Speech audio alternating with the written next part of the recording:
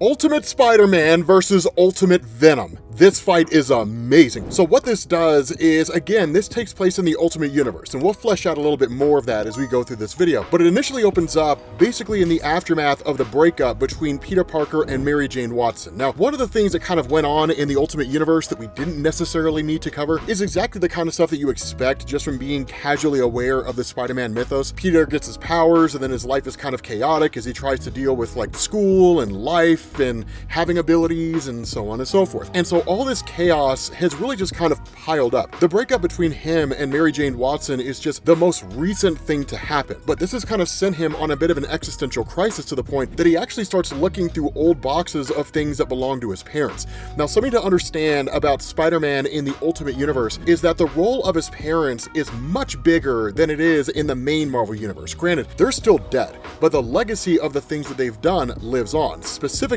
with regards to Project Venom. Now, we'll talk about that here in a minute, but one of the things that have gone on here is that as Peter Parker's going through and looking at these videos, he remembers a friendship that he had with a kid named Eddie Brock. Now, one of the things about this is that when it came to Project Venom, that both Eddie Brock's father and Peter Parker's father, Richard Parker, had worked on the project together. And so while Peter's kind of learning about all this stuff, what he does is he basically reforms a connection with Eddie by hitting him up and saying, hey, let's sit down and talk. Because Eddie remembers who Peter is. He's actually a little bit older, he goes to college. So as the two of them reconnect and the two of them start talking, what Eddie does is he tells Peter that he wants to show him something, right? They do relive some childhood memories and things that they recall from when they were younger and hung out all the time. But Eddie Brock ultimately leads Peter Parker to the lab of Dr. Kirk Connors. Now, of course, for those of you guys who are unfamiliar with Kirk Connors, he's the Lizard. In the Ultimate Universe, it's the same way, right? A desire to cure himself leads to him basically taking a kind of substance that turns him into like a giant reptilian monster, and like that's basically it. But when Eddie Brock brings Peter to the lab, he shows him this beaker with this black substance inside, and that's when he reveals the nature of the Venom symbiote. Now, this is a massive difference in the Ultimate Universe versus Marvel Comics. In the main Marvel Universe and in more recent years, it's been established that the symbiotes are literally created by this kind of god, and that he did it for the purpose of effectively taking over the universe. Ultimately, he was defeated by a combination of the Celestials and his own symbiotes, and the rest of the history unfolds from there, right? That god's name was Null, the symbiote god. In the Ultimate Universe, totally different. The basis behind the Venom symbiote is that it's one part tied into Captain America, and then one part engineered for the purpose of curing cancer. And the reason why I say this is that when it comes to Captain America in the Ultimate Universe, he's not the first person to get the super soldier serum. It was actually Nick Fury. Nick Fury got it first, then Captain America got it second. And so there's always been this kind of mad dash by different governments around the world to create their own super soldiers.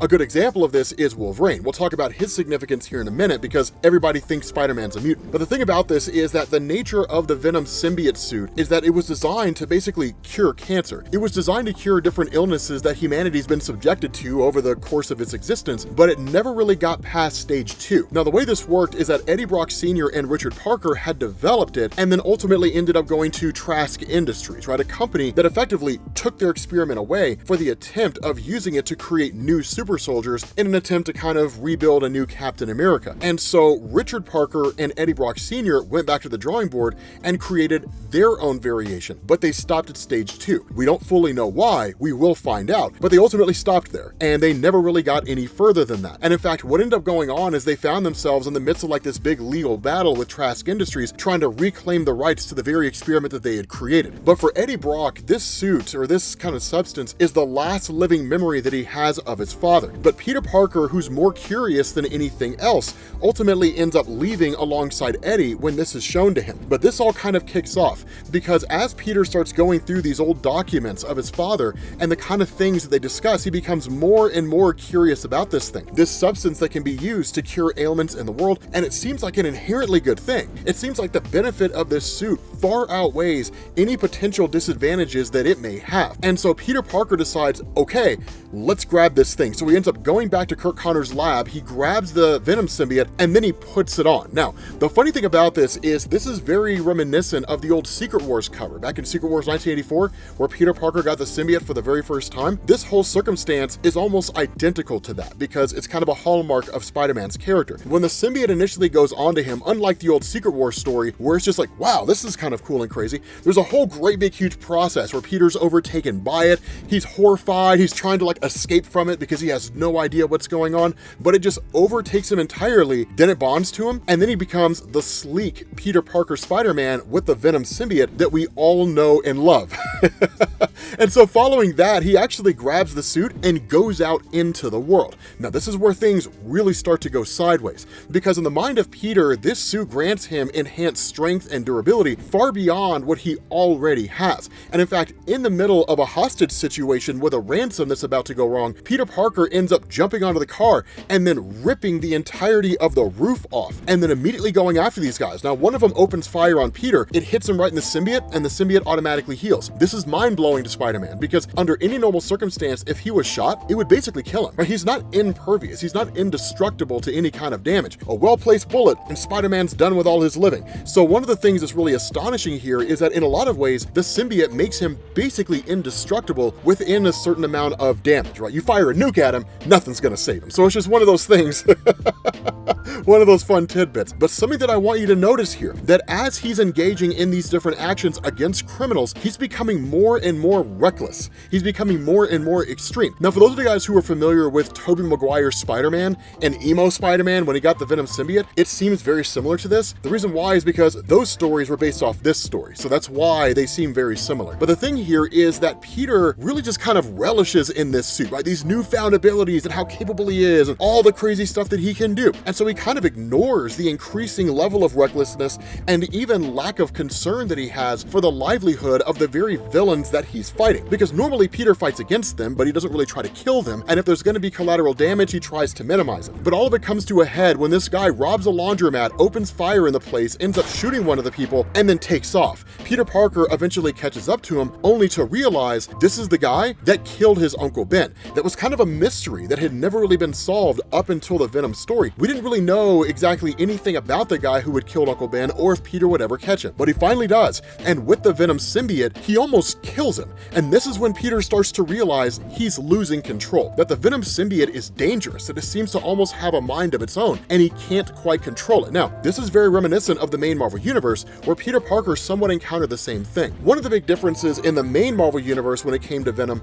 is the Venom symbiote would actually go out and do its own thing while Peter Parker was asleep. So Peter would have no idea what's going on when the Venom symbiote's going out and doing stuff. It was only when Peter started picking up on small clues that he went to go see Reed Richards of the Fantastic Four, and Reed said, that's a living symbiote, you need to get rid of that, right? So again, big differences between the main Marvel Universe and the Ultimate Universe. But this is where things get really wonky here, because once Peter realizes that the symbiote's taking over him, he tries to get rid of it. He doesn't initially know how, and in fact, he can't readily just remove it. It's not until he's stumbling and fumbling along that he falls into some electrical lines, and the electricity is enough to blow the symbiote off of him and basically send it running. And so this allows Peter to effectively recuperate it and then put it back in the beaker and try to take it back to the laboratory. While all that's going on, Eddie Brock is watching the news where you have like this broadcast of Spider-Man running around in a black suit. Putting two and two together, his thought is Peter Parker's taking the suit. Like Peter took that symbiote suit and he's out running around with it. When Eddie Brock gets back to the laboratory, he finds Peter trying to sneak this back in. And this is when everything comes to a head. Up until this point, Eddie Brock didn't really understand everything going on with Peter Parker, his powers, the fact that he was Spider-Man, and even now, he still kind of doesn't.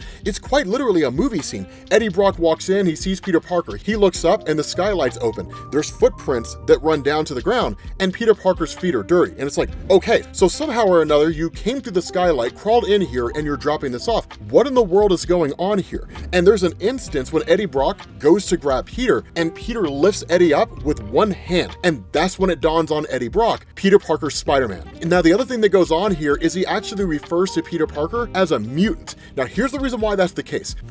Another really big difference between the Ultimate Universe in Marvel Comics and the main Marvel Universe is that in the main Marvel Universe, mutants are just people with an X gene and they activate under any number of circumstances and they gain powers and like that's it. In the Ultimate Universe, mutants are so publicly hated that anybody who has a power is assumed to be a mutant. mutant, because nobody understands the definitive origin that they have. Cycling back to that point that we made about Wolverine earlier, Wolverine is the reason why. That after there was an attempt to bond the super soldier serum to Captain America, it was also bonded to Wolverine. But what had happened is that during that point in time, the Weapons Plus project out in Canada realized that Wolverine had a healing factor when they activated a gene that they never encountered before. Once they realized that was a gene that granted powers, eventually the activation process was synthesized, it was spread across the world, and that's where you get mutants from in the Ultimate Universe. So it all goes back to Wolverine, right? It all goes back to him. But the fact is that because of actions of guys like Magneto in the Ultimate X-Men comics, different things like that, specifically once you get to Ultimatum, mutants are just reviled across the world. So it's not something that you readily tell people. If you're a mutant in the Ultimate Universe, you keep that to yourself. That's why Peter so vehemently rejects the fact that he's a mutant, because he doesn't want anybody to actually think that he is. But he even goes so far as to reveal to Eddie Brock, yes, I am Spider-Man. And I'm telling you I'm Spider-Man because I need you to trust me without a shadow of a doubt. I put this symbiote on. I understand what it means to wear this thing. It's almost got a mind of its own. It's why our fathers couldn't get past stage 2. It was too dangerous, that it couldn't be bonded to anybody because it ultimately corrupted them and just turned them into a killing machine. There was nothing that could be done. It's why Trask Industries and the government wanted it, because they could slap it onto Marines or guys from the army and send them out into some warfare and just have them massacre and slaughter everybody. This thing cannot exist. It has to be destroyed. And where Eddie Brock doesn't want to get rid of it due to the fact that it's like the last living thing that links him to his father, in the end, Peter asks him, do you trust that I'm telling you the truth? Do you trust this thing is truly dangerous when I tell you that it's dangerous? And the response of Eddie is yes. And so Peter says, I'm going to take this and I'm going to destroy it. I'm going to get rid of it. Now, what's so interesting about this is that when Peter leaves, the response of Eddie is, I need a second to digest everything that's going on. But we end up learning here that it's kind of a controlled experiment. Now, Marvel's very ambiguous about this. We don't know if Eddie Brock leaked information about the symbiote to Peter Parker because he wanted Peter to put it on and he wanted to see what would happen if Peter did, right? Like, you take it first, I'll see if you die, and if you don't, then I'll try it. If it's that kind of a thing, or if Eddie was truly telling Peter about this because they share history together and their fathers worked on the experiment and that was it.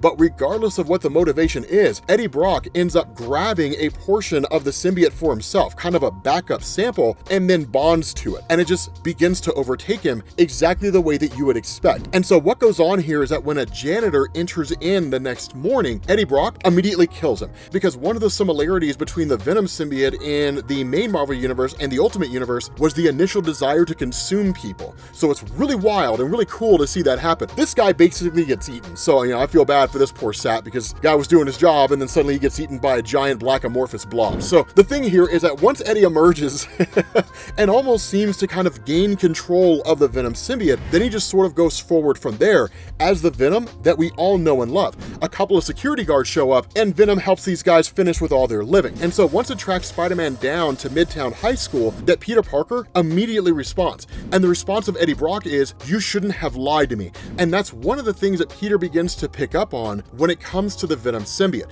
That sure, to a degree, it is a dangerous organism that's almost impossible to control, but when it has a host, it picks up on the memories and the emotions of that host. Because the feelings of Eddie Brock were feelings of betrayal, because Peter Parker was told the secret and then went and donned the suit, because of the fact that Peter wanted to destroy it, which angered Eddie because it was the last thing that connected him to his dad. What the Venom symbiote feels is anger and betrayal. So that's why there's so much hatred towards Peter. It's very reminiscent of the main Marvel universe, where Eddie Brock became Venom out there because Peter Parker basically cost Eddie his job. And so all that anger that Eddie Brock had merged with the anger the symbiote held over Peter getting rid of it, and then it basically became Spider-Man's really most iconic enemy at that point in time. And I would still argue that Venom is probably the most popular enemy that Spider-Man has. But the bigger point going on here is that a massive fight breaks out between the two, and Peter starts to realize how overwhelmed he is. Because Peter facing off against someone like Venom, it's basically Peter facing off against himself without any kind of blocks, which is to say, no reservations, just a full-on, maddening, desire to kill type of villain. So it just takes Peter for one heck of a wild ride. It takes him on the pain train, man. I mean, it's just like throwing him through through buildings, right? Just absolutely trying to tear him apart piece by piece. Peter starts to realize it's not really Eddie Brock that's in control here. It's the Venom symbiote feeding on the emotions of Eddie Brock and then acting accordingly, but it doesn't make it any less dangerous. And there's more than a few times where Peter Parker almost gets killed. What he realizes here is that he has to basically incapacitate Eddie. He's got to incapacitate the Venom symbiote and then figure out a way to win, right? Just kind of like escape with his life. And so as the fight gets more and more chaotic, spreading throughout the town, smashing into cars, breaking into buildings, right? Just laying waste to huge sections of Queens, right? Just demolishing huge sections of this area that initially the Venom symbiote goes to absorb Spider-Man, and it almost does. It almost completely absorbs Spider-Man, like to the point where he would basically be a part of it and he would effectively be gone.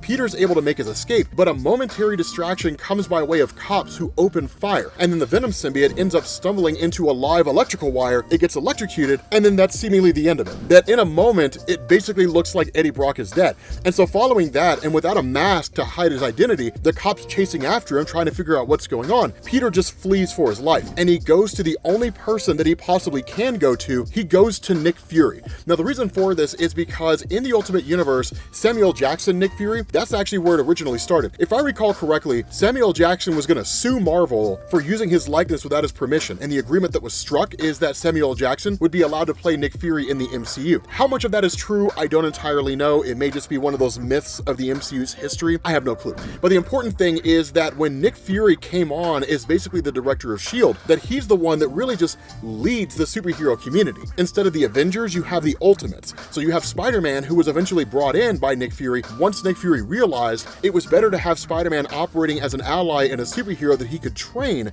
as opposed to just a kid out there doing stuff. Now, ultimately, it just turned into a situation where he was just a kid out there doing stuff, but still, right? Nick Fury's the guy that Peter Parker can go to whenever he has problems. And when he sits down and talks to Nick Fury, what he finds is Fury is far less understanding than he would initially expect. That Fury goes so far as to say, look, man, like there's no rules here when it comes to this, right? There's no governing force. There's no giant, whiteboard out there in the ether that has a list of guidelines that you're supposed to follow. All you ever do is the best you can. And sometimes you screw up and there's collateral damage. And the only thing you can do is try to clean things up. At the moment right now, S.H.I.E.L.D. is actually dealing with the calamity and the aftermath of everything that happened in Queens in the fight between Peter Parker and Venom, right? So they're cleaning all that stuff up. But the response of Nick is like, did you kill him? And the answer from Peter is, I'm not entirely sure. And Nick Fury says, first rule of being a superhero, if you don't see a corpse, assume they're still alive. Go fix this mess. Get it cleaned up. And if I ever catch you following me around like this again, and you try to meet with me without making an appointment, I will shoot you.